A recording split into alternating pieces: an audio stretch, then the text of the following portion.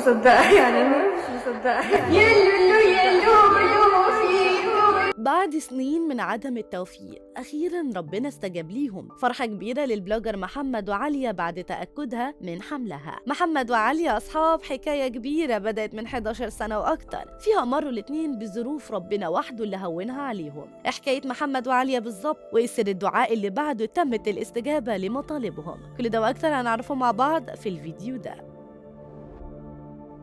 محمد وعليا اتنين من أشهر البلوجر على السوشيال ميديا، ليهم متابعين كتير وتفاصيل حياتهم تهم عدد مش قليل خالص. أهم تفصيلة بقى في حياتهم هم الناس دلوقتي هو خبر حمل عليا. خلاص عليا بقت حامل بعد فترة كبيرة من المعافرة، فيها شافت عليا ومحمد كلام كتير من الناس بسبب تأخر الحمل. فيهم اللي قال إن لازم الاتنين يكشفوا يطمنوا على نفسهم، وفيهم اللي قال إن لا قدر الله ممكن يكون في حد فيهم حاجة، ممكن يكون سبب التأخير من عند محمد وممكن برضه يكون من عند عليا. حتى أهل الزوجين بدأوا يكون في تدخل من طرفهم، والدة محمد ووالدة عليا برضه اتجمعوا الاتنين مع بعض وراحوا لهم البيت وسألوهم عن سبب تأخر الحملة، هل التأخير ده بقصد منهم أو بدون قصد؟ ولو كده فإيه المانع؟ وطلبوا منهم يروحوا يكشفوا الاتنين عند دكتور، والدكتور اللي يحدد إيه السبب بالظبط ويبدأوا مرحلة العلاج إن لا قدر الله في حاجة. بس الحمد لله دلوقتي الاتنين أعلنوا إن عليا حامل وعدى على الحمل كام أسبوع كمان. الأسابيع الأولى اللي فيها بيثبت الحملة. عليا طبعا اللي عرفت الأول عن حملها وبعد كده راحت بدون ما تقول لجوزها تعمل تحاليل، والتحاليل دي أثبتت كده. وقتها من فرحتها ما قدرتش عليا تمسك نفسها من الفرحة، وقامت متصلة على جوزها محمد يجي لها البيت، وهناك عرفته بالخبر. في الأول محمد ما كانش مصدق خالص ولا فاهم حاجة لحد ما قالت له بعلو الصوت إنها حامل وشاورت على بطنها. هنا حضنها محمد جامد وقام ساجد على الأرض من فرحته، ومن شدة الفرح سجد عكس القبلة كمان،